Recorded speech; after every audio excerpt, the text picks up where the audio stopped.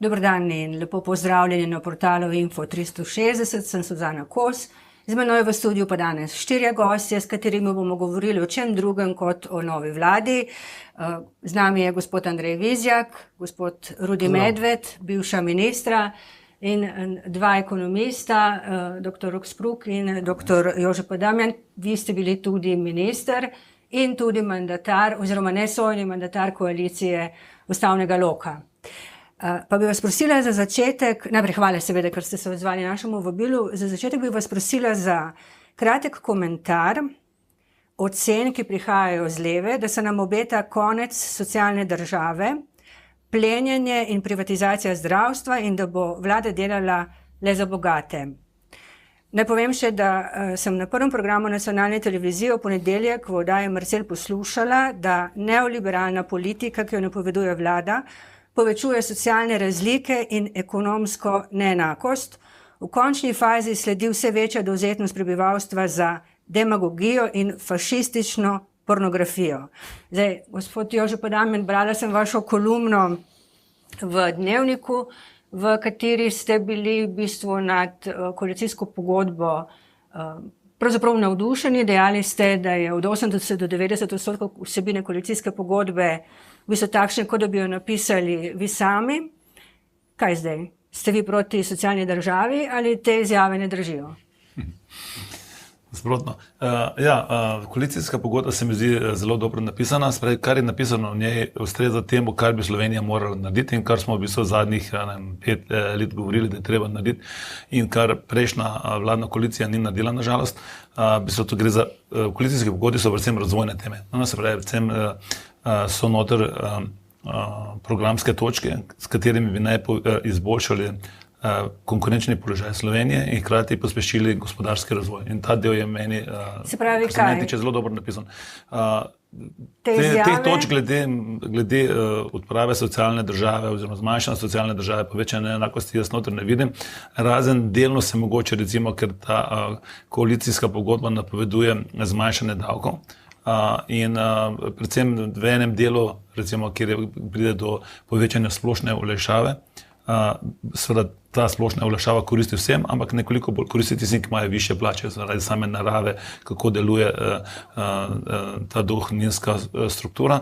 Pa tudi, recimo, če bi prišlo recimo do uvedbe socialne kapice za vse socialne prispevke, ne pa samo na prispevke delodajalcev, kar je bil naš predlog in predlog Gospodarske zbornice. V tem primeru lahko pride do povečanja razlik v dohodkih med prebivalci, ampak mislim, da se bo, ali pa upam, da se bodo v času, ko se bodo ti zakoni pripravljali, da se bodo potem zadeve tudi ustrezno bolje pripravljale, se pravi, da bodo tudi vsi izračuni narejeni in da bodo tudi prediskutirano v okviru socialnega dialoga z vsemi socialnimi partnerji. Gospod Spruk? Ja, leta, zdaj v koalicijski pogodbi, to, kar je bilo omenjeno, se pravi o fašizmu in tega pač prosto se ne vidi, pač gre za zelo poceni demagogijo in populizem. Je pa seveda pač koalicijska pogodba v osnovi pač osnovni krovni dokument, na podlagi katerega, kot je že omenil, se pravi, se gradi razvojna strategija. Zdaj, pri sami razvojni strategiji pa potrebno tukaj, se pravi, biti previden. Recimo del, kjer seveda je zdaj odvisno, kdaj bodo pripravljeni pač izračuni za posamezne politike, ki so predlagane, je potrebno ustrezno ovrednotiti, kakšni so seveda pač pričakovani učinki na produktivnost, na izvoz, na investicije, na gospodarsko rast, Potem pa tudi seveda pogledati predvsem na tem, kako seveda pač doseči kratkoročno pač javno finančno stabilizacijo. Se pravi, tukaj moramo imeti zelo jasne modelske ocene razdelane, kje se bodo izdatki znižali, kako se bodo znižali in pa predvsem kakšen je operativni plan. Se pravi, trebno je imeti razdelane ocene, kako postopati v prvem letu, drugem letu, tretjem, četrtem letu, zato da lahko bomo v 4 letih, se pravi, išli iz tega, kako bi rekel, iz te pasti, v kateri je pač Slovenija danes, se pravi, da se je proračunski primanjkljaj povečal nad maastrichtsko mejo. Se pravi, lahko se v 4 letih pride na primarni presežek, ampak potrebno pa seveda pač predvsem odhodkovno stran javnih financ zelo dobro definirati. Vse vsebini bomo še govorili, ampak gre pa seveda, če zaključim, gre pa seveda pač koalicijska pogodba v moji oceni v pravo smer, v smer, ki jo Slovenija potrebuje in smer, ki jo recimo vidite pri klasičnih, kako bi rekel, desno-sredinskih vladah v Evropski uniji, recimo tak primer je CDU v Nemčiji.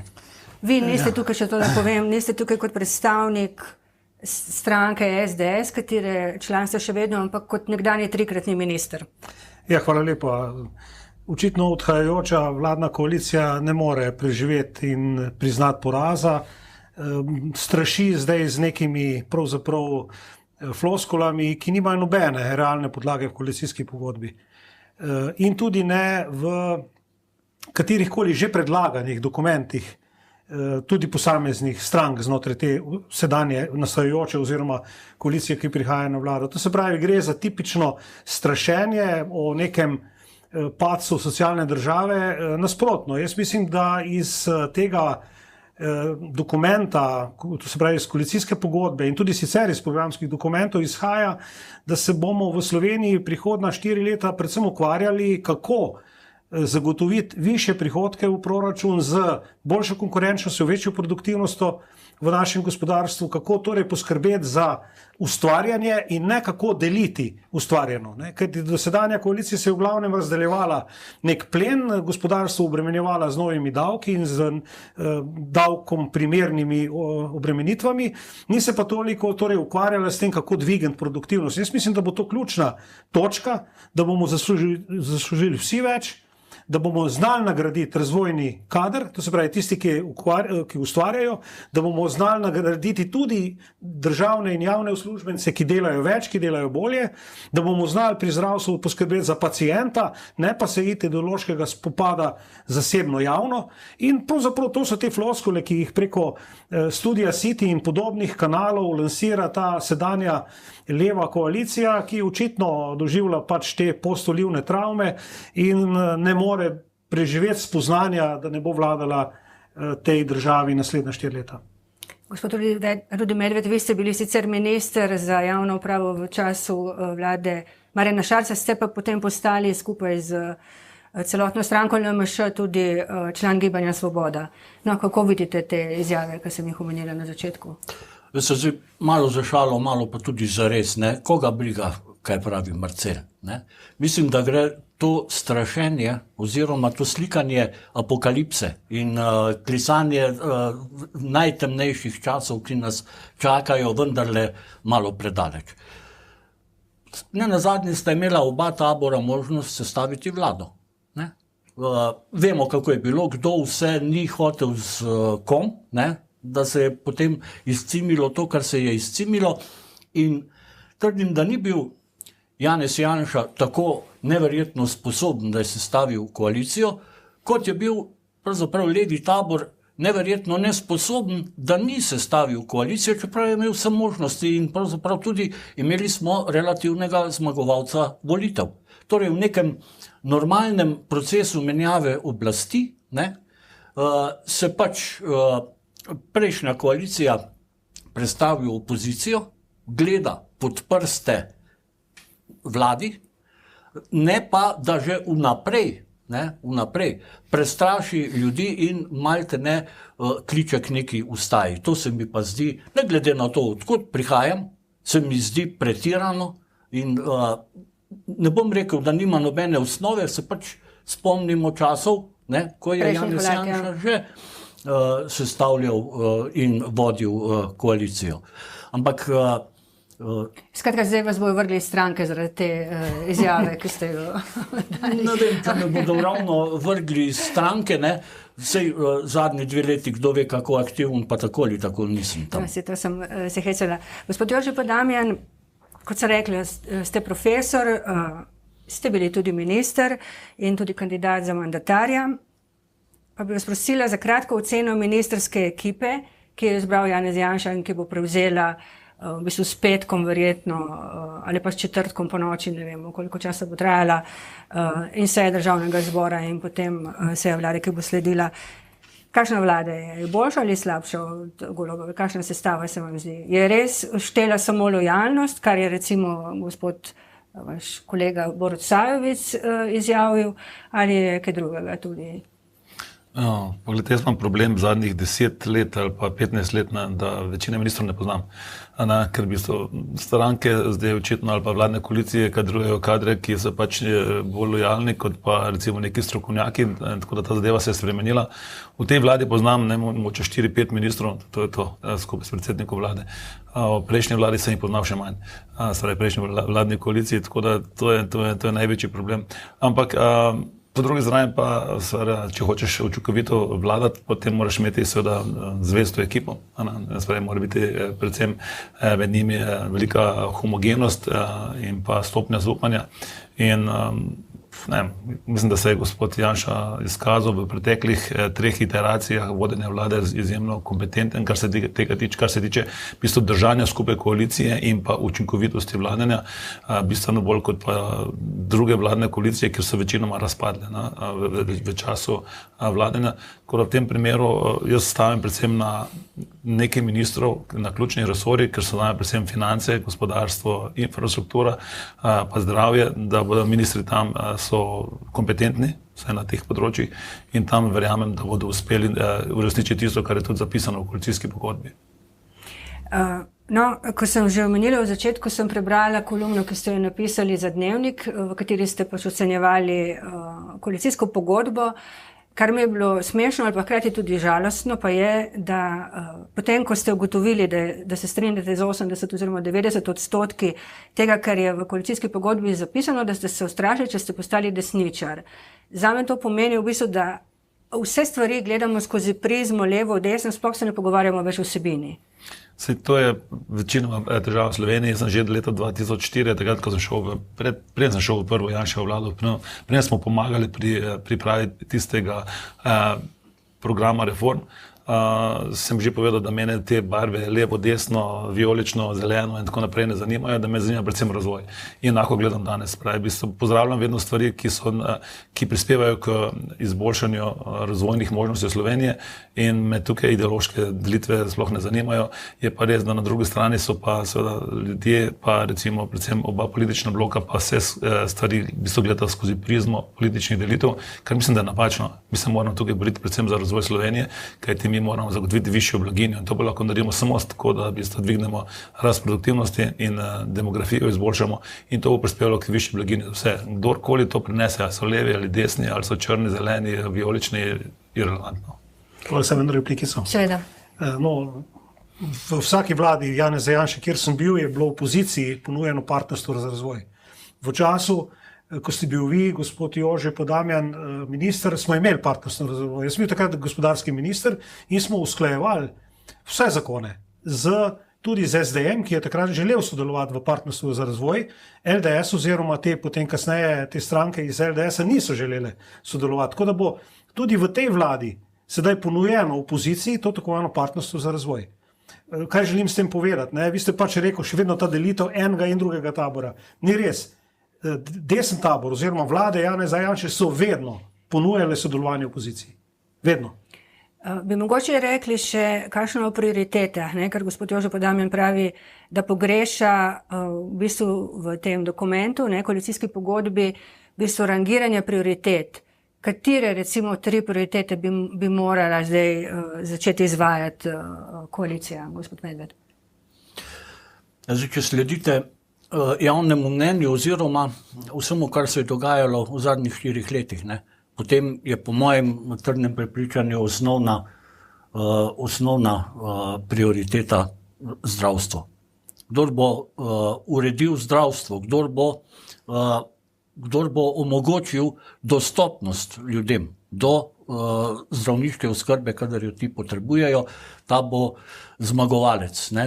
Doslej pač še nikomur to ni uspelo. Ne glede na vse obljube vsake 4 leta, ki jih poslušamo, tako z leve kot z desne. Tu so bili pravzaprav vse skozi vsi enaki. Vsi so obljubljali, zgodilo se ni nič in danes imamo, jaz po lastni izkušnji, ker sem nedavno pač imel zelo veliko opravka s zdravstvom, tudi iz lastne izkušnje lahko govorim, da je seveda trenutna situacija v zdravstvu, kar se tiče dostopnosti, najslabša v zgodovini Slovenije. Najslabša. Saj, ko enkrat ti prideš v sistem, do specialista in v sistem, ne, potem si v najboljših rokah, to spet upam trditi, ne, v najboljših možnih rokah daleč naokrog. Izvrsten sistem, izvrstni ljudje delajo v tem sistemu. Ampak sistem je nedostopen. Ne? In kdor bo to uredil in na kakršenkoli že način, ne, ta je zmagovalec. Drugo, kar seveda je, kar smo tudi poslušali 4 leta, ne, pa sem zdaj spet kritičen do ljudi, s katerimi sem skupaj delal, ne, je dolgotrajna oskrba. Kje smo z dolgotrajno oskrbo? Ne?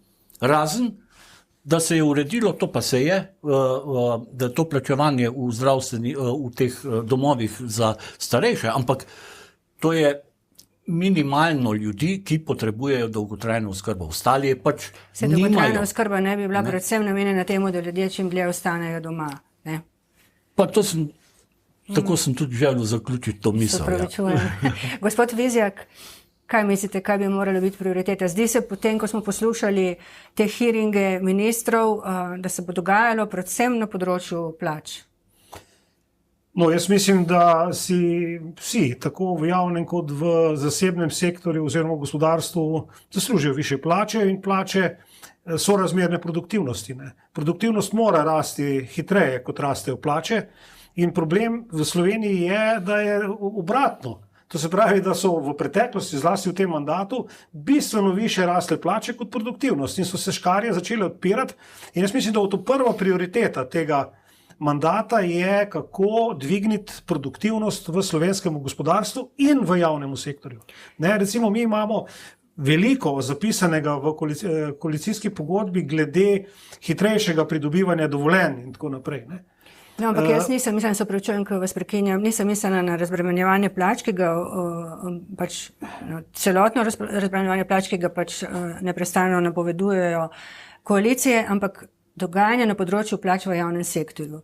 Ker če ste poslušali, kaj je govoril recimo gospod Franci Matos, on je dejansko napovedal odpuščanje, ne, medtem ko je recimo, ker je rekel, ne, pogledali bomo, kje se podvajajo službe, direktorati, oddelke in tako naprej.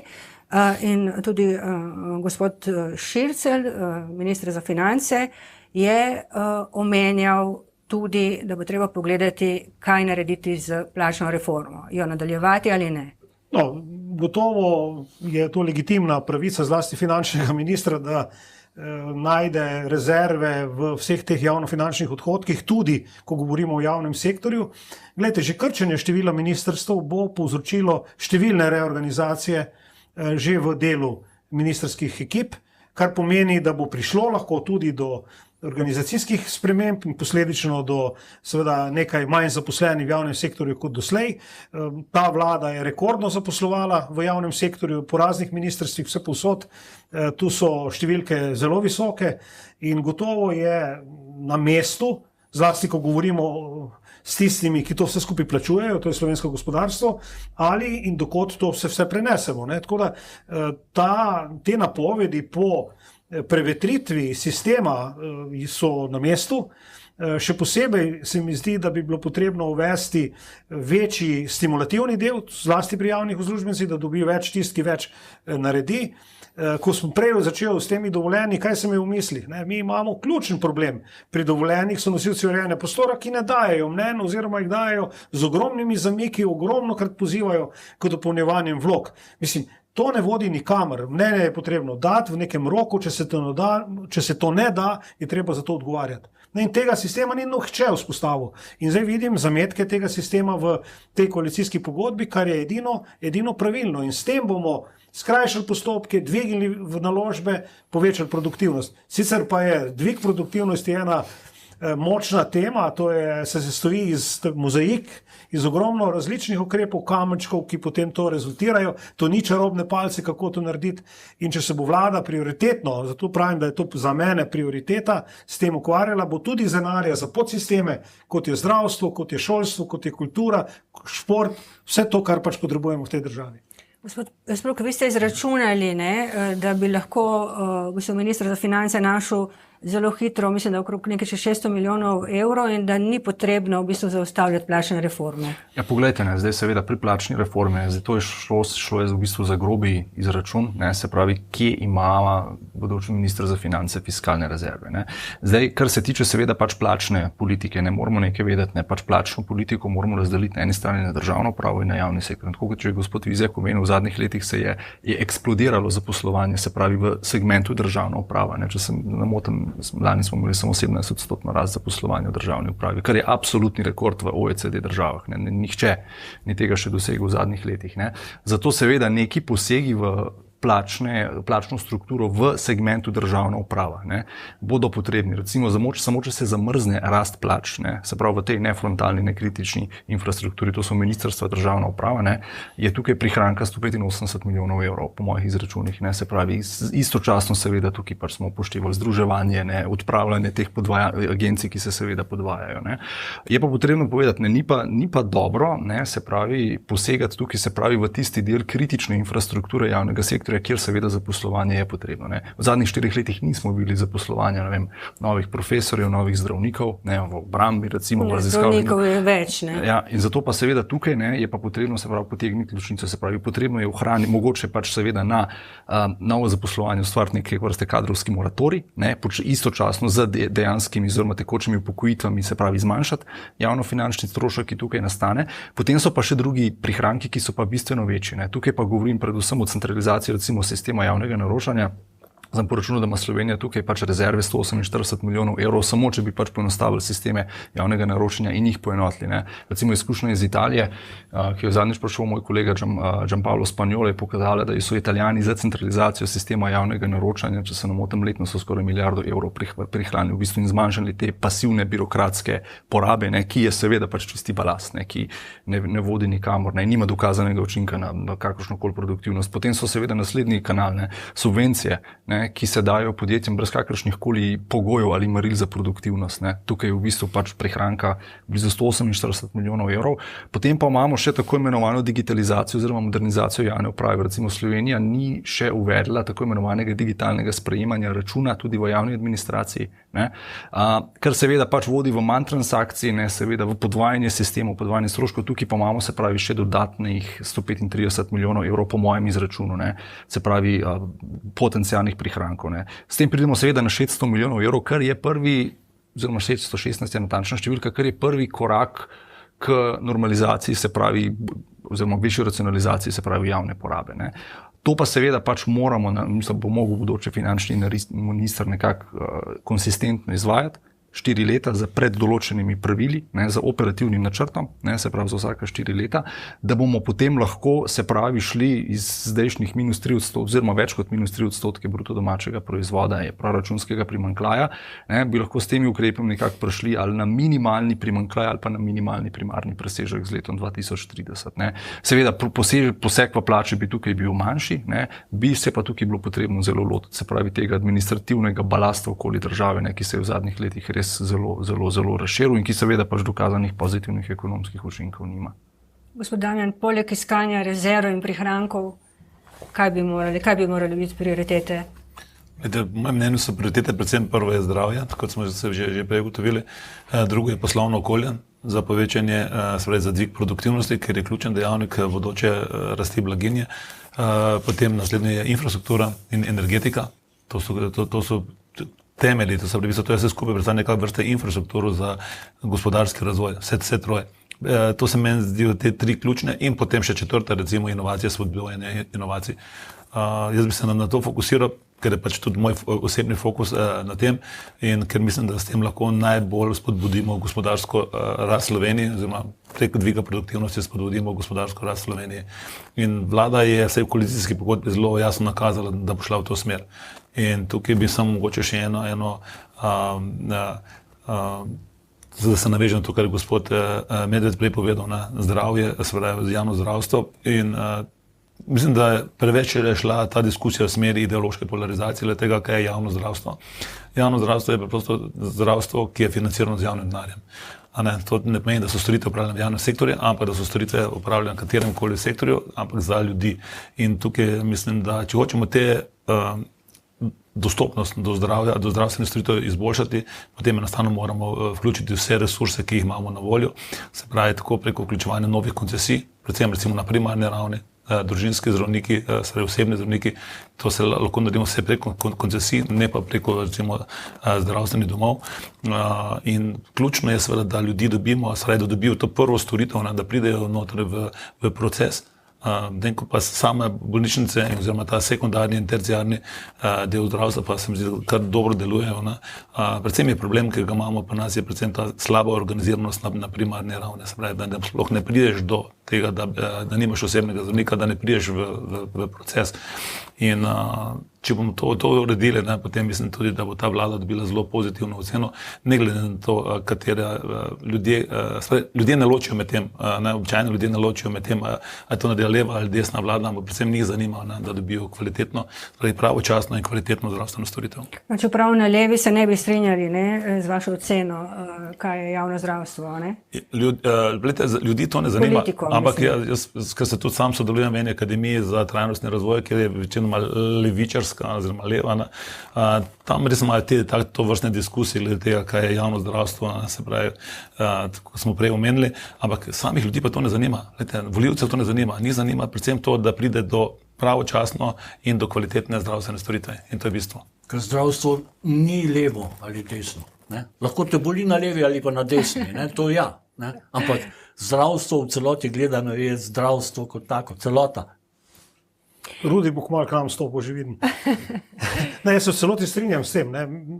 Denar, in to je ključen zapis v koalicijski pogodbi, mora slediti pacientu. Pacient je fokus slovenskega zdravstva, ne pa to, ali je tisti, ki ti nudi zdravstveno storitev, zasebnik ali del pač javnega sektorja. Ne? In in ko to temo človek odpre, začnejo govoriti, želite privatizirati, želite te zasebne bogataše, ki so v teh zdravstvenih inštitucijah, jim še dodatne jahte kupiti. In gre diskusija na res eno primitivno raven, ki ustvarja nemir med ljudmi. Ne? Za ljudi pa je točno to pomembno, da dobijo pravočasno in kvalitetno zdravstveno storitev. To je za vsakega bolanega človeka ključno. Vidva sta bila oba ministra, oba sta se pogovarjala s sindikati, pa me zanima vajno mnenje, kako vlada začenja svoj socialni dialog, bom rekla tako, ali pa dialog s sindikati. Se vlade še ni. No, Vlada bo, če bo jutri, pojutrišnjem. A dvomite, da bo? Ne, verjetno, kar bo. Ne? Nikoli ne reci, nikoli. No, mislim, jaz hočem samo povedati, da vlade še ni. To, kar so zdaj neki parcialni predlogi, so predlogi, govorim o teh zakonodajni predlogi, so to stvar nekih poslancev, poslanskih skupin, strank. In socialni dialog se vodi na relaciji vlada, delodajalske in sindikalne organizacije. To je tako je sestavljen tudi ekonomsko-socialni svet. No in kaj bi vi recimo gospodu Anžetu Logarju, ki sicer ni več član vaše stranke, ali pa Francijo Matozu predlagali, ker ona dva bosta tukaj očitno zelo dejavna. Ne? Sindikati so pa očitno že na okopih zaradi tega, ker predlagajo spremembo pobiranja sindikalne članarine. Mislim, dovolite mi par komentarjev. Recimo, odhajajoča vlada je zelo neuravnoteženo, kako bi rekel, šla nasproti sindikatom in šla proti delodajalski strani. In delodajalci so nekajkrat tudi zapustili ekonomsko-socialni svet. Pa se ni nihče nič spraševal. Danes je kontra, to se pravi, danes brusijo nože sindikati, delodajalci tem predlogom nekaterih teh političnih strank pritrjujejo, pa že vidimo apokalipso. Želim povedati, da je to zelo neuravnotežen pristop in tule malo grejo sindikati predaleč. Sindikati najprej počakajo do predlogov, ki bodo šli z strani vlade, tudi vlada se mora izjasniti do teh predlogov in potem odpreti to fronto in brusiti nože na tak način, ki se to zdaj dogaja, pomeni neke vrste zaostrovanje. To pa ni dobro na začetku. Kaj predlagam? Predlagam predvsem veliko poslušanja, Namreč sindikati imajo dostikrat tudi zelo dobre predloge, jaz sem jih tudi večkrat upošteval in potem tudi lažje požrejo, kje, ko gre stvar nekoliko v njihovo škodo in uravnotežiti torej te rešitve, bodi si v tem ali onem zakonu, ki gre čez ekonomsko-socialni svet. To se pravi, dostikrat je bila obravnava za sindikati zgolj formalna. Pač nek zakon je bil potisnjen in potem... To zdaj govorite za čas Golobove vlade, ne? Ja, pa tudi v preteklosti, tudi v kakšni drugi vladi. Sindikalna stran je le tudi pač ena stran, ki jo treba malo poslušati, tako kot gospodarska stran. In dostikrat se da narediti tudi kakšne kompromisne rešitve. Ne?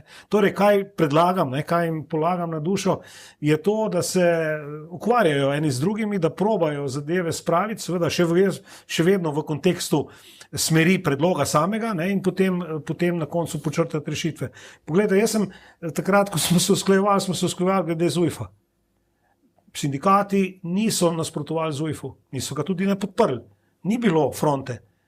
Je bila reforma trga dela, se pravi zakon o zavarovanju in zaposlovanju za primer brezposelnih. Potem je bila reforma delovnopravne, pokojninska zakonodaja. Nihče ni bil proti. Vse smo to na nek način uskladili, to govorim zdaj v mandatu, ko sem bil minister za delo in sem tudi vodil ekonomsko-socialni svet kot predstavnik vlade.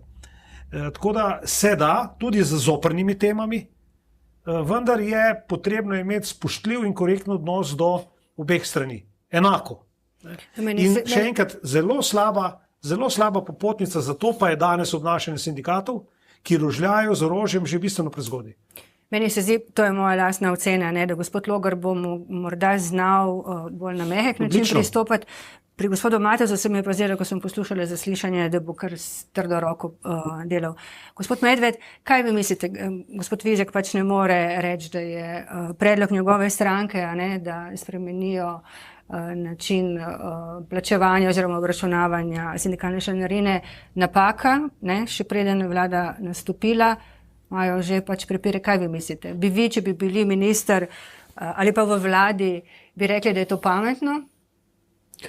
Vete, zdaj smo na pragu premiere. Pa niste še član SDS-a tako, ne?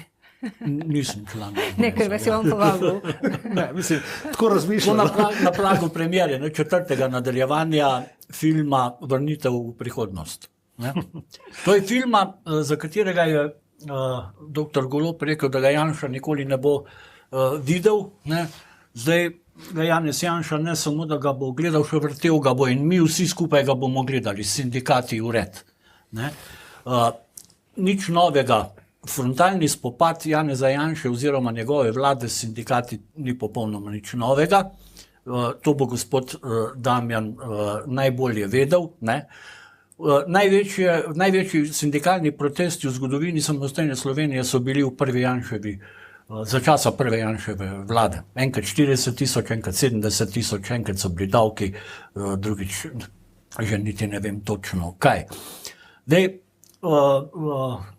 gospod Vizjak pravi, da v času druge Janševe vlade, da so bili sindikati zelo prizanesljivi. Jaz tega nisem seveda tako videl in ravno tako je bila takrat sindikalna fronta odprta in tudi lov na vas sindikalne strani je bil ves čas odprt. Ampak smo se vsem uskladili, veste, vsem smo se uskladili. Pokojninske reformi, delovnopravni, zaposlovanju, ZUJF-u.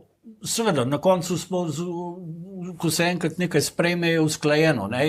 Potem je pač stisnjenimi zobmi tudi tisti, ki je proti to, mora sprejeti.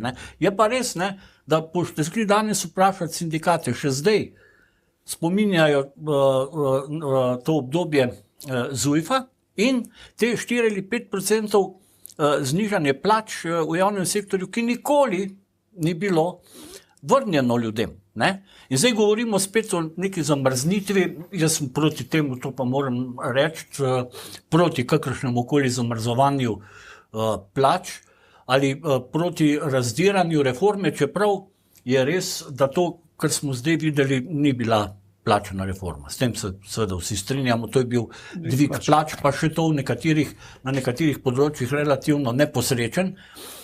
Jaz sem bil zraven zaradi tega, ker sem v imenu Ministrstva za obrambo seveda nekako zagovarjal interese vojske in tega sektorja zaščite in reševanja. Do neke mere sem tudi pomagal seveda pri zagovarjanju interesov policije, ne, pa nikamor nismo prišli in naivno smo mislili, da ko bomo formirali te famozne stebre, ne, da bomo s tem kaj naredili in morda lahko deficitarne poklice posebej nagradili. Ne gre. Plačni sistem, takšen kakršen je vezna posoda. Ne? Ko nekje nekaj vzameš, ne, tam ali pa nekje nekaj daš, tam nekje zmanjka. Ne? In čuvaji te vezne posode so pa predvsem uradniki na Ministrstvu za javno upravo skupaj s sindikati. Veste, in ko sem večkrat prišel na te sestanke z idejo, kako bi bilo treba seveda popraviti plače vojakov, tistih vojakov, ki straži tam v mrazu nekje, da imajo pač preniske plače, ne? Da jim dvignemo, plače za toliko. Kaj sem največkrat slišal strani uradništva, ki vodi in odloča o tem plačnem sistemu. Joj, kaj bo pa Štrukelj rekel? No, to je res. Sindikati obvladujejo ta plačni sistem.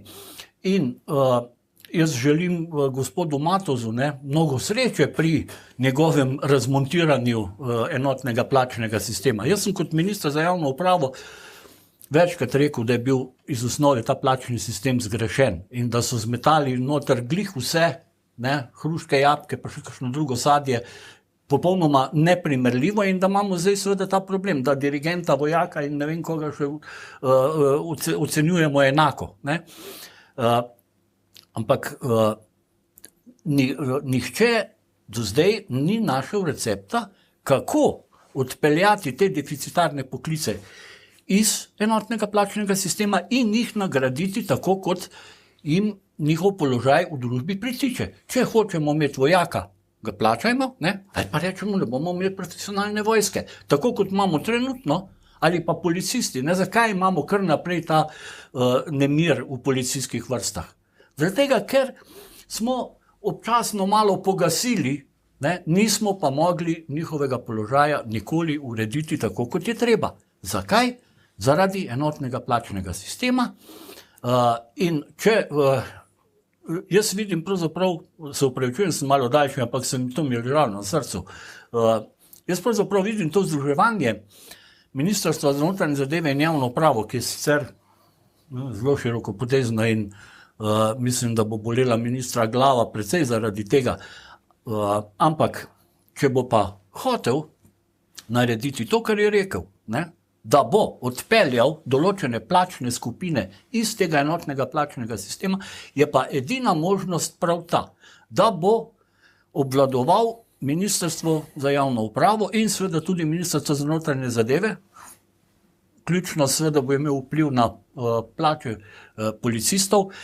Plače vojakov so tako ali tako vedno tu nekje. Če so šli policisti gor, so šli tudi vojaki in obratno. Torej se pravi, jaz mu želim veliko uspeha pri tem, če mu bo uspelo ta plačni sistem enkrat po tolikih letih zgrešenosti samega plačnega sistema spraviti v red. No, zagotovo mu bo gospod predsednik vlade ga bo podpiral, glede na to, kakšen je njun odnos. Mislim pa, da gospod Franci Matos še ne ve, kako izgleda delovanje v bistvu javnega sektorja, tudi sindikatov. Bo videl, ko bo imel prvo srečanje z uradniki tam. Gospod Damjan, ena od pomembnih vprašanj, in tudi gospod Sprok, ena od pomembnih vprašanj, s katerimi se bo moral minister za finance ukvarjati, je tudi, kako zagotoviti milijardo evrov denarja za uresničevanje interventnega zakona za razvoj Slovenije. Sicer dejstvo je zdaj, da mu grejo sindikati na roko s tem, ko bojo predlagali Ustavnemu sodišču, da najprej odločijo o tem, ali lahko gremo na referendum s tem zakonom in potem bojo pač spodbijali, čem ne bo dalo prav določene določbe iz tega zakona. Ampak vendarle, če se zgodi, da se to pospeši in da Ustavno sodišče odloči kmalu, bo treba tudi na to temo kaj razmisliti, kaj ne? Absolutno. Jaz v bistvu pričakujem, da ta sam interventni zakon ne bo izpeljan tako, izveden tako, kot je bil sprejet, in da bodo na posameznih področjih potem sprejeti novi zakoni, ki bodo v bistvu nadomestili določila v interventnem zakonu, kajti v bistvu treba je pri določenih zakonih oziroma pri določenih ureditvah je treba najprej narediti izračune. In to je ključno zdaj. Jaz sem mi smo naredili izračune za različne te sisteme oziroma za interventni zakon in pa kakšne učinke naj imelo, in to je res okrog 1 milijarde evrov izpada. Se pa da določene ukrepe izvesti bistveno bolj racionalno. Recimo, vsi se strinjamo glede tega, da je treba razbremeniti plače. To pomeni pa, da lahko po eni strani dvignemo splošno olajšavo, na drugi strani uvedemo socialno kapico oziroma razvojno kapico, ampak ne na vse prispevke, ker to nima smisla, ampak samo na prispevke delodajalcev. Namreč to je tisto, kar v bistvu povišuje ali pa znižuje obremenitev dela. Namreč, če naredimo socialne prispevke oziroma zmanjšamo socialne prispevke na vse, se pravi na strani delodajalcev in na strani delojemalcev, potem moramo vedeti, da v bistvu znižanje socialnih prispevkov na strani delodajalcev v bistvu zmanjšuje njihovo olajšavo pri dohodnini in se zaradi tega dohodnina dvigne. Ampak seveda pride zaradi tega tudi do dviga plač in tako naprej, ampak mislim, da je to nepotrebno tukaj. Se pravi, dajmo samo narediti kapico pri socialnih prispevkih na delodajalcev. Tukaj bo prišlo do enega izpada. Smo izračunali, da v bistvu dvig splošne olajšave na 7500 evrov plus uvedba socialne kapice pri prispevki delodajalcev pri plači, pri 2,5-kratniku povprečne plače, to je 6000 evrov bruto, bi prineslo nekje do izpada prihodkov v proračun okrog 460 milijonov. To se da nadomestiti na več delov. En del je, po eni strani bo prišlo do povečanja prihodkov, zaradi tega, ker se bodo plače povečali in bodo ljudje več trošili. Jaz računam, da ta učinek tam nekje okrog 60-80 milijonov evrov. Na drugi strani je pa mogoče recimo ta izpad nadomestiti tako, da v bistvu uvedem nek drug davek. Sicer je gospod Šircelj govoril na hearingu, da ne bodo uvedli davka na nepremičnine. To imajo tudi SDS v programu volilnem. Se strinjam, ampak če naredite primerjavo z drugimi OECD državami, vidite, da imamo pri nas bistveno prevelik fokus ali pa preveliko breme na delu, se pravi davčno breme je predvsem na delu, ni pa na kapitalu, na premoženju. In tukaj je ta ključna razlika, se pravi, ti ne moreš imeti vsega. Enostavno bo tukaj treba malce obremeniti recimo tudi premoženje in zato smo mi predlagali, se pravi, da se tukaj v bistvu na mesto uvedbe davka na nepremičnine se uvede bolj politično modern način, to je v bistvu, da občinam damo možnost, da dvigujejo nadomestilo za uporabo stavbnih zemljišč, kjer bi lahko v bistvu tudi igrali neko pomembno vlogo pri tem, da se določene nepremičnine aktivirajo, ki so zdaj neaktivne, da se aktivirajo, bodi se, da se prodajo, bodi se, da se dajo v najem. In hkrati dobijo s tem občine določene prihodek. Na drugi strani lahko zaradi tega zmanjšamo neposredne prihodke občine iz proračuna. Tako da tukaj je ena taka možnost, s katerimi bi lahko v bistvu naredili to davčno razbremenitev plač tudi fiskalno neutralno. Jaz pričakujem, da bo pri vseh teh predlogih, ki so bile v interventnem zakonu, da bo prišlo do tovrstnih preračunov in potem do nekih bolj usklajenih rešitev, ker je to edini način, da v bistvu mi naredimo te reforme tudi vzdržne. Ne more biti finančno vzdržne, ker ti računati samo na ta trickle-down učinek, da bodo v bistvu znižanje davkov, da bo privedlo do tega, da bo zaradi tega prihodki v proračun višji, se je pokazalo skozi zgodovino v vseh državah.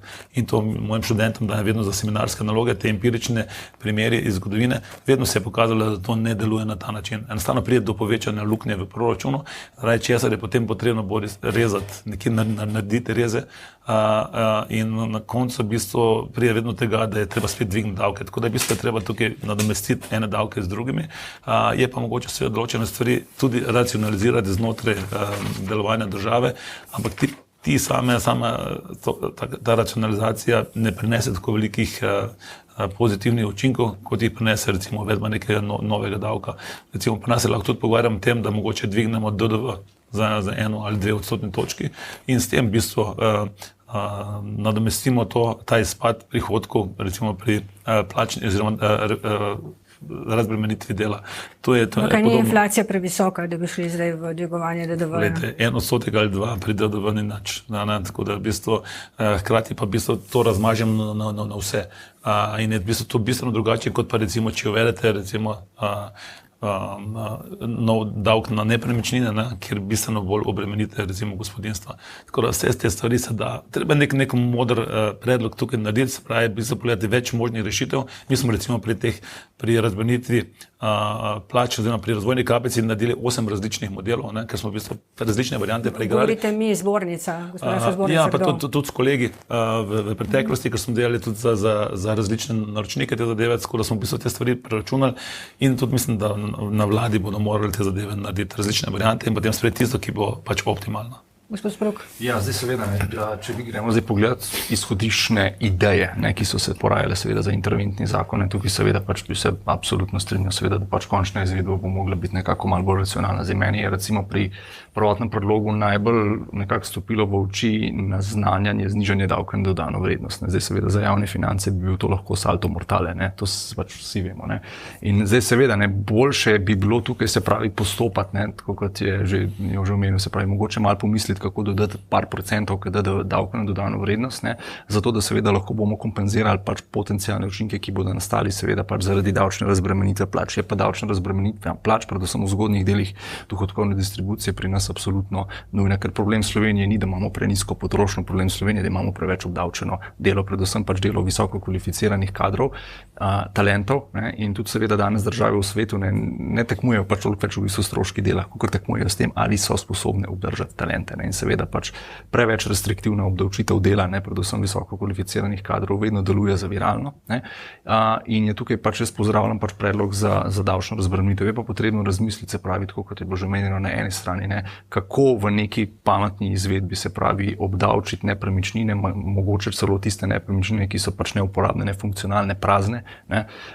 Zato, ker v nasprotnem primeru se nam lahko zgodi, se pravi, to, da nam bodo prenehali delovati avtomatski stabilizatorji in bomo imeli, se pravi, povečanje strukturnega proračunskega primanjkljaja, ki nam ga je pa Mednarodni denarni sklad v zadnji reviziji že napovedal. In sicer pač do reda velikosti nekje do 2,3% 2026, na naslednje leto pa 2,0% bruto domačega proizvoda.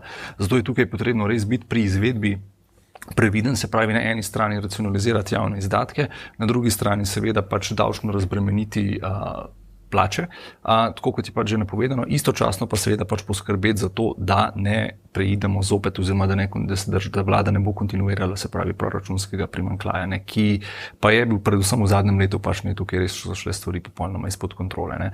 Je pa tudi tukaj potrebno povedati, da če se bo seveda pač iz naslova davčne razbremenitve dela, tukaj pač se lahko pogovarjamo, kakšen bi bil lahko pozitiven učinek na dodatno potrošnjo in seveda preko potrošnje tudi seveda pač na sam proračunski prihodek. Ker treba je nekaj povedati, če se malce, kako bi rekel, pač modificira davek na dodano vrednost in istočasno malce bolj razbremeni davek na delo, je tukaj za javne finance, se pravi na eni strani pač je dodatni vir prihodka iz DDV-ja, na drugi strani pa seveda pač večja potrošnja, se pravi zaradi pač nižje davčne obremenitve dela. Zato je tukaj potrebno biti res previden, pač jaz želim pač vladi veliko, kako bi rekel, uspeha pri delu, predvsem bi si pa tudi želel, se pravi, da ko gremo v racionalizacijo, da se res pogleda, katere so znotraj javnega sektorja tiste pametne rešitve, ki to administrativno neučinkovitost, ki to državo že toliko časa hrumi, lahko odpravi. Še enkrat, treba bi bilo res dobro premisliti, se pravi o digitalnem sprejetju računa. Tukaj recimo jaz sem pogledal izkušnje recimo iz ZDA, iz drugih OECD držav so zelo pozitivne in imate v bistvu pač zelo poceni način, kako spodbuditi določene transakcije, se pravi določene posle, ki se seveda drugače ne bi. Na drugi strani pa seveda resno je potrebno tudi premisliti o tem, kako bomo zagotovili, da v naslednjih letih bomo imeli relativno fiskalno neutralne predloge. Zdaj, prvotna oblika interventne... Tu se pravičujem, da vas prekinjam, ne vem, koliko pozornosti brali koalicijsko pogodbo. Gospod Šircelj mi je rekel, da je na področju financ za njega najpomembnejši, mislim, da je prvi stavek, to pa je, če bomo kaj dali, bomo nekje vzeli. In zniževanje pač zadolženosti. Vprašanje sicer je, kako bo močan, ne, kako močna figura bo finančni minister v tej vladi. Jaz se spomnim recimo gospoda Mitje Gasparija, mislim, da je bil 3-krat minister za finance, vsakič je ob sprejemanju proračuna na usklajevanjih rekel, da bo odstopil, če bo primanjkljaj večji od 1%. Ja, to je, veste, kako ne, to je zdaj primanjkljaj, seveda pač se ne sme povečevati, ne, to je pač absolutno jasno. Zdaj je pa tudi tukaj potrebna pač vprašanje kontrole, ne. Recimo, kar bi si jaz želel, ne, recimo, da pač prihajajoča vlada recimo poseže tudi po dobrih, se pravi, orodjih, ki so se izkazali znotraj javne administracije za učinkovite, ne, izmed teh je tako imenovani MOFIT, ne, ki v bistvu se pravi vsa izplačila iz javnega sektorja takoj kontrolira in avtomatsko detektira, se pravi kakršnekoli anomalije, odtekanja, tako ali drugače. In tukaj bi bilo zanimivo pogledati, se pravi, za tem MOFIT sistemom, koliko je dejanskega pač odtoka in koliko je v bistvu seveda pač anomalij, ki tukaj pač seveda nastanejo in kakšen je tu seveda tukaj avtomatski prihranek. Zato v bistvu lahko za krepko digitalizacijo javnega sektorja se tudi v bistvu realizira prihranke, ne, ki so za odhodkovno stran javnih financ tukaj v bistvu ključnega vitalnega pomena. Ne. Tukaj pa gremo pogledati, koliko pa je v Sloveniji državna uprava digitalizirana. Ne. Pa vidimo, da je v zadnjih 4, ne celo 4 ali pa 5, 6 letih je Slovenija pri uvedbi implementaciji digitalizacije v javni upravi krepko zaostala. Ne. Predvsem v segmentu državnega administracije. Ne. Tukaj pa res bi bilo potrebno, se pravi, Ne glede na posebno ministrstvo. Ne glede na posebno ministrstvo bi bilo potrebno tukaj seveda pač iti v, kako bi rekel, hudo uporabo pač seveda sodobnih tehnologij, ki teh mehkih prihrankov, ne, mogoče se ne zdijo pač veliki, jih pa seveda pač lahko zelo veliko nekako ustvarijo v večjih letih. Ne. Tako da upam, da bo šla vlada v to smer. Pa še učinkovitost se s tem poveča, vseh procesov, ne, v vladi oziroma v državi, in to je ta ključ, meni se zdi, ta kombinacija digitalizacije in povečanja učinkovitosti je ključ tudi za spodbuditev recimo investicij kasneje. Ne. Spravi, tukaj smo mi res zaostali, ne, in to je način, na kateri lahko vlada res spodbudi investicije, če se bo seveda tega lotila kot enega izmed prioritetnih projektov. Še na ministersko stran, ne, poslušala ste gospoda Damjana, ki je govoril o tem, da bi razbremenili samo delodajalce. Kako bojo sindikati reagirali pri razbremenjevanju dela? Jaz mislim, da bi se jim s tem pomagalo z rdečo cunjo, novo rdečo cunjo. Poglejte, velike ideje. Jaz mislim, da te ideje imati treba dobro namerno in je videti treba njihove učinke in jih prediskutirati. Gre v pravo smer. Jaz imam težavo, da se toliko polemizira okrog te socialne kapice. Poglejte, pravice iz pokojninskega zavarovanja so navzgor omejene, prispevki pa niso. Pravice do pokojnine dobite 5-kratnik najnižje pokojnine, je najvišja pokojnina, pika. Prispevki se poplačujejo v nedogled. Mislim, to ni fair.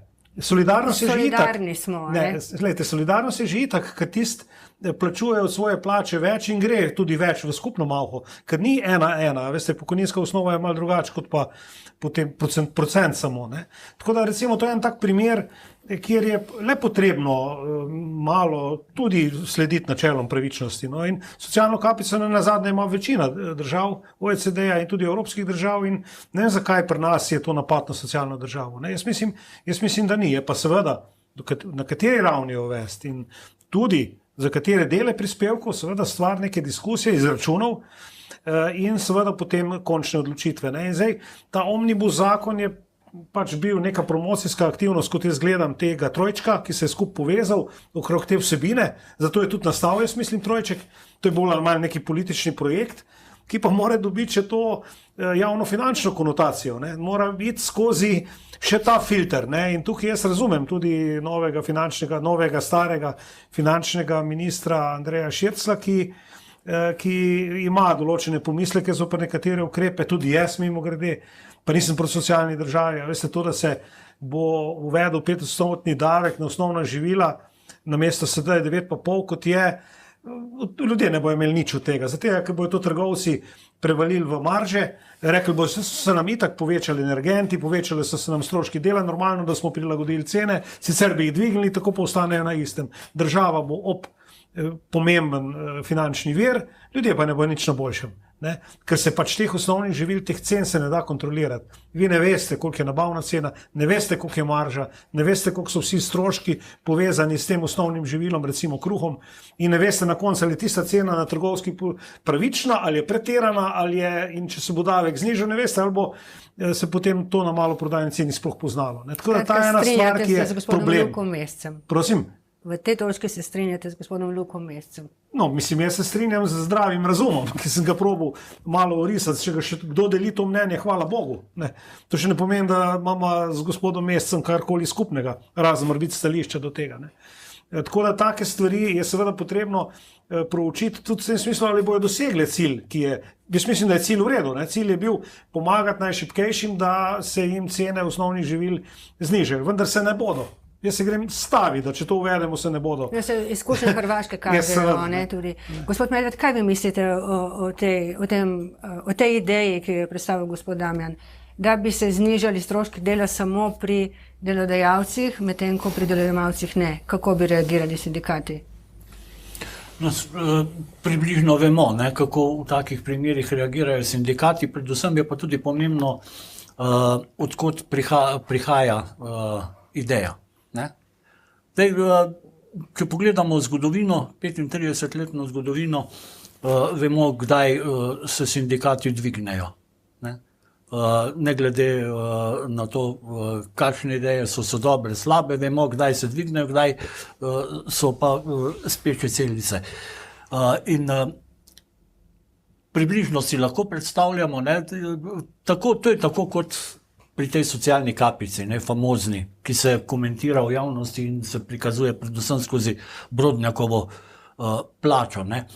Jaz, to področje mi pač ni tako blizu, da bi se kdaj poglabljal van, ne, ampak jaz gledam to čist praktično. Ne. Če neka stvar funkcionira v vseh državah, s katerimi se mi želimo in se primerjamo, ne, samo pri nas to ne bi funkcioniralo. To se mi zdi čudno. In to je približno tako, kot da lahko gradbinci na avtocestah delajo po noči. Po vseh državah, ne okoli nas, pri nas, ne, se pa to ne da. Ne. To je tako, kot bom povedal en primer sam iz prakse, ko sem kot minister za javno upravo vztrajal, da se uzakoni pravno varstvo, ne, v postopkih javnega naročanja, ko se znajdeš pred odločitvijo Državne revizijske komisije. Ne.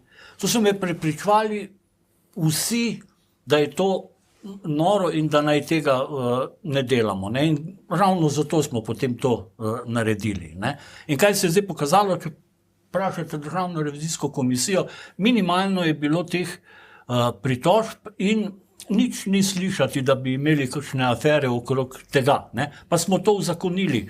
Tako da sindikati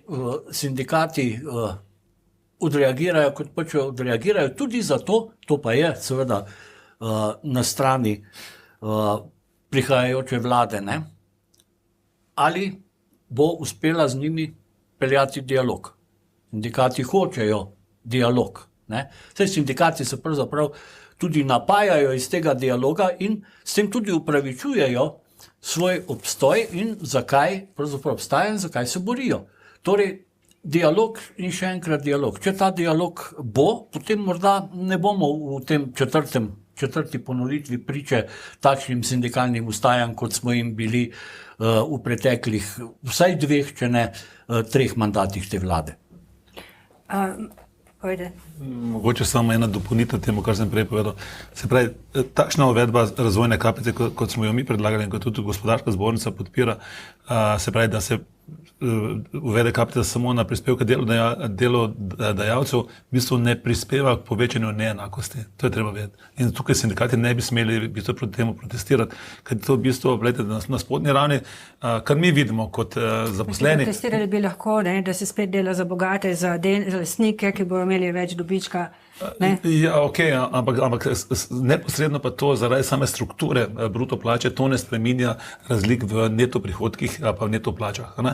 To samo zmanjšuje v bistvu stroške dela za delodajalce, kar pomeni, da se jim povečuje prostor za zaposlitev novih strokovnjakov, tistih, recimo inženirjev, razvojnih kadrov, ki jih potrebujemo. Torej, nenadoma se odpre ta nov prostor, da lahko zaposlimo več ljudi, medtem ko se pa neposredne razlike v neto plačah se pa ne povečajo. Mogoče bi še zadnji krog, ker se nam je čas iztekel. Zanima me vaše mnenje vseh.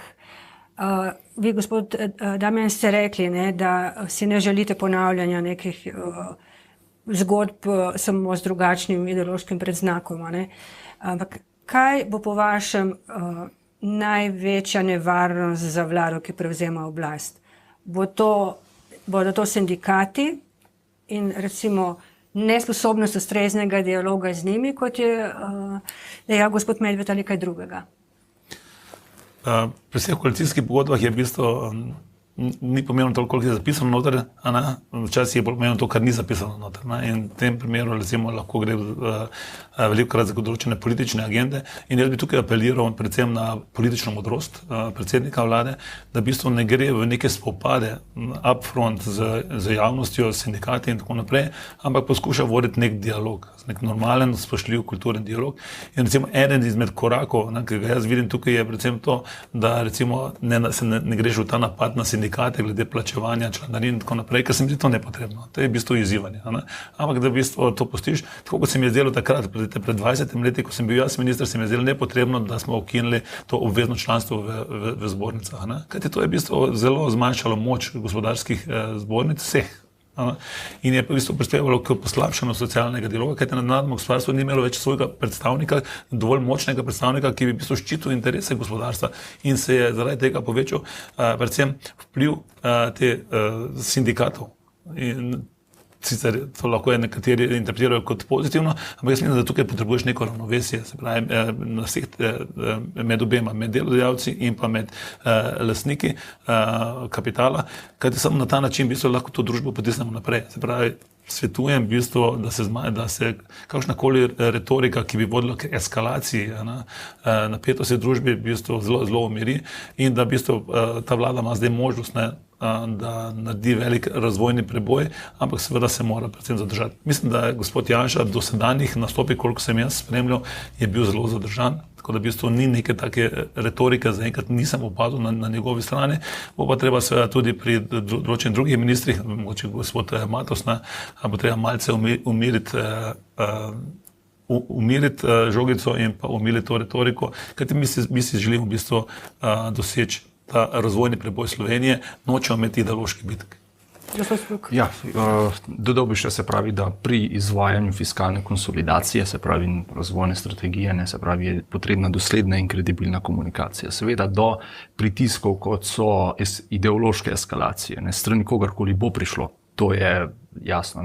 Vprašanje pa seveda je, ali bo vlada sposobna, upam da, tudi pač prvi indici kažejo, da to eskalacijo nekako umiriti, povedati, s čim se pač tukaj ukvarjamo, zakaj je pomembno, zakaj so davčne reforme pomembne, zakaj so recimo pač reforme za spodbujanje ekonomske učinkovitosti investicij pomembne. In tukaj seveda pač sindikate oziroma pač vse potencialne nasprotnike vprašati, kaj si želijo, da so seveda lahko enakopravni partner, tako da v bistvu sami državljani bodo potem videli, kdo je tisti, ki izvaja seveda ideološko eskalacijo. Zato, ker do tega bo prišlo.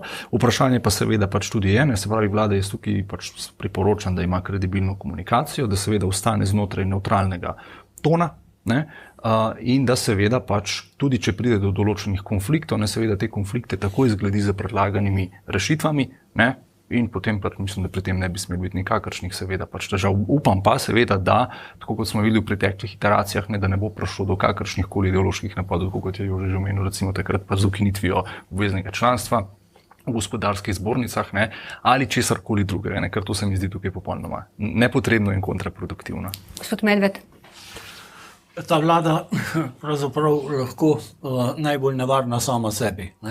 Mislim, tako homogena je ta koalicija oziroma vlada. Programsko, programsko in to ni tako, kot je bilo naprimer v Šarčevi vladi, ko smo bili LMŠ nenehno tarča levice, da nas zanaša v desno in toliko od nas je zanašalo v desno, da na koncu vlada padla. Ta vlada, če seveda ne bo podlegla izkušnji iz basni o žabi in škorpionu, in ne bo nenehno odpirala tem iz preteklosti, torej iritrirala ljudi s stvarmi, ki morda niso v tem trenutku najpomembnejše, lahko pravzaprav sorazmerno mirno odpelje ta mandat, da bo tarča protestov, to je tako ali tako že folklora in bi bili presenečeni, seveda tudi sami najbolj bodo presenečeni, če se to ne bo dogajalo, ker se je to vedno dogajalo, kadar so sestavili vlado. In na nek način je ta pritisk, jaz ne bom rekel, da se vse strinjam z njim, ampak nek pritisk javnosti je pomemben in ta mora obstajati, posebej še, če vlado zanese na način, zadnjih 4 let. Kot jo je zanašalo v prejšnjem mandatu, ne? Ko je ob najbrž dobrem upravljanju z državo, ne, odprla toliko nepotrebnih front, ki so ziritrirale domačo in tujo javnost, ne, da je na koncu seveda klavrno končala, če pogledamo potem razvoj dogodkov in sestavljanje nove koalicije. Torej, ampak tisto, ne, o žabi in škorpionu, tista basen o žabi in škorpionu, tista je nekako v gene teh vlad malce ugrajena, ne, in zelo težko se vzdržijo, da škorpion ne bi pičil žabe, ne, pa tudi, če je tik pred bregom. Gospod Vizjak, še vedno ste član SDS-a, imate verjetno največ stikov z gospodom Janezom Janšo od vseh nas. Gospod Janša je 4 leta starejši, je tudi modrejši. Gotovo. Si bo izbral kakšno drugo basen? Ne, gotovo je modrejši voditi vlado, zdaj že 4. Veste, toliko različnih področji zaobjema to vodenje, da mora biti človek zelo, kako bi rekel, širok razumeti, še posebej, če želi biti tudi seznanjen z vsemi področji v relativno detajle, in on to je, in on to vlada, in tu ni skrbeti. Jaz si predvsem želim, da se sedanja vlada, oziroma vlada, ki nastaja, ukvarja z vsebinami, okrog katerih se je poenotila v koalicijski pogodbi, da dela manj, seveda, kakorkoli draži širšo javnost z stvarmi, ki niso notri zapisane, s tistim, kar je med vrsticami, da tudi ne reagira prehitro z protiukrepi na te provokacije, ki so jih sindikati že začeli. Kolesari so sigurno zamenjali ketnice in jih naolili, tako da tukaj le bo še veselica. Predvsem pa mislim, da iz vsake muhe tudi mediji ne rabijo delati slona, in to, kar se je privoščil gospod Marcel Stefančič, ki že pravzaprav sesuva oblast, ki pravzaprav še ni, z nekimi podtikanji rušenja socialne države, je pravzaprav to, kar si nihče ne želi. To se pravi, da se preko medijskega prostora potencirajo tisti, ki imajo ideološke težave za to nastajajočo vlado, ki so recimo levičari in ne želijo desne vlade in je njihov cilj samo to zrušiti, pa naj stane kolikor želi. Če bojo imeli te seveda zagovorniki več zvočnikov v medijih, pol bo verjetno res težava, ne? Če bojo pa mediji tudi, tako kot je današnja oddaja, racionalno razpravljali o teh temah skozi argumente, ne pa skozi neki ideološki boj, bo pa vlada, če bo delala in manj govorila, lahko dosegla pomembne prebojne rezultate. Ne? Zdaj, za konec vas žal moramo vprašati, a ne? Bili ste na seji sveta stranke, ki je, vsaj videla sem vas na posnetkih televizijskih, ker ste se pogovarjali o koalicijski pogodbi oziroma ministrskih kandidatih, ali ste tudi za zaprtimi vrati, strogo zaprtimi vrati, neprodušno zaprtimi vrati stranke SDS, da je na to temo govorili, recimo tudi zdaj, preden greste v 4. vlado? Mi o tem veliko govorimo. Nepotrebni boji. No, to je itak, vsak nepotreben boj je nepotreben. Če kdo to reče javno, glejte, gospodu Janši? Zdaj, kar se tiče, moram reči, kar se tiče te koalicijske pogodbe in tudi potrjevanja na organih stranke, smo se vsi zavedali tveganja, v kaj se spuščamo. Ne? Zavedali smo se relativno šibke vladne koalicije, zavedali smo se poenotenja okrog vsebin, ki so zapisane in smo jih tudi takrat potrjevali, in zavedali smo se težav, če nastopijo okoliščine, ki jih ne poznamo. Takrat tudi recimo nismo poznali padca Janševe vlade zaradi seveda odločitev oziroma zaradi objav odločitev KPK-ja. To se lahko nekaj spet zgodi in bomo spet vsi skupaj nasedli pač nekemu medijskemu pogromu, ki bo sesulo vlado. Tako se je takrat zgodilo, če se spomnite. spomnite. To je bila pač druga Janševa vlada, je tako klavrno končala z odhodom gospoda Viranta iz vladne koalicije in seveda s propadom vlade. Želim sam poudariti, da je dejansko bistvo našega sodelovanja zapisano v pogodbi, ki so jo vsi potrdili, vsi organi stranke, to je za nas zavezujoče, da kar drugega se ne da na isti ravni dogovoriti, opustimo, ne se ne ukvarjamo s tem in pravzaprav jih tudi ne spravimo čez parlament. Veste, če se kdorkoli izmed teh elementov upre, pač ne gre in potem bo šlo. Pa še enkrat, tudi jaz pričakujem objektivnost pri naporih te vlade za splošno dobrobit, ne samo iskanju. V vsakem predlogu je tudi kaj slabega ali pa kaj potencialno slabega. So pa tudi dobre stvari. Veste, če se nastopi, da se poudarja samo tisto slabo, spregleda vse dobro, potem je vedno vse narobe in kolesarji dobivajo dodatni bencin v svoja kolesa, sindikati prav tako in s tem tudi volivci vseh teh strank. In potem zna biti težava. Tako da jaz pravim delo, trdo delo, pa bo bolje in jaz mislim, da bo ta vlada vzdržala 4 leta. No, niste mi odgovorili na vprašanje, kako bo komunicirala vlada, odvisno tudi od tistega, ki bo prevzel vodenje UKOM-a. Izbrali ste si gospoda Sebastjana Jeretiča, ki je precej vešč v teh zadevah. Jaz se vam vsem zahvaljujem za vaše misli danes, vam pa hvala za pozornost, če ste bili z nami.